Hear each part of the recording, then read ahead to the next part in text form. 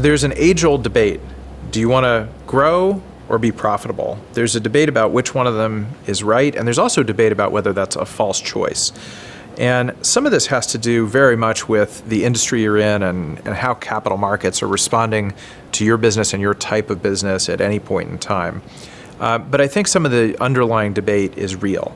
Growth frequently consumes a lot of cash because you have to invest ahead of growth.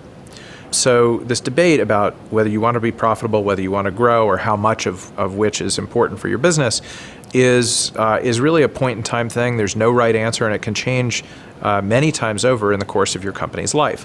Being frugal early on, before there's a proven business model and before there's a lot of revenue coming in the door, is important because cash is king, because you want to preserve equity value and not have to raise too much money ahead of knowing whether you've got something.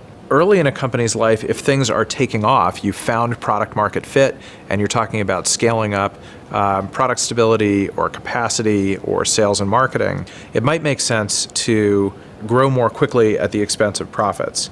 As a business matures, it can be a little foolhardy to do that, and you can find yourself in a position where you get out way in front of yourself on expenses when the business should be generating profits.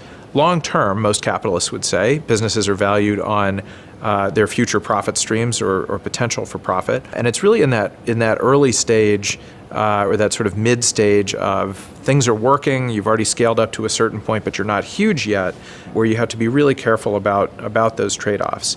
If capital markets are rewarding growth, which frequently they do, they can ignore profitability.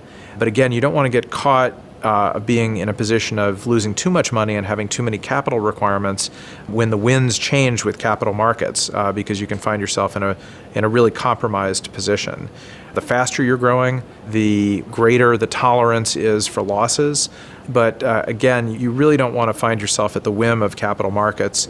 You want to control your destiny as much as possible as an entrepreneur, and not getting too far out in front of yourself with expenses, and really feeling confident that you have your hands on the dials of revenue and expenses is really the way to go.